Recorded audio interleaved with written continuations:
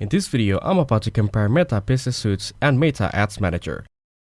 Meta Business Suite and Meta Ads Manager are both tools provided by Meta to help businesses manage their online presence and serve different purposes. Meta Business Suite is a centralized platform for managing Facebook and Instagram business accounts, offering tools for scheduling, messaging, analytics, and advertising. It streamlines content management and engagement across multiple Meta platforms, saving time and effort. It can be overwhelming for beginners due to its complex interface and frequent updates. Meta Ads Manager is a comprehensive platform for creating, managing, and analyzing advertisements across Facebook, Instagram, Messenger, and Audience Network.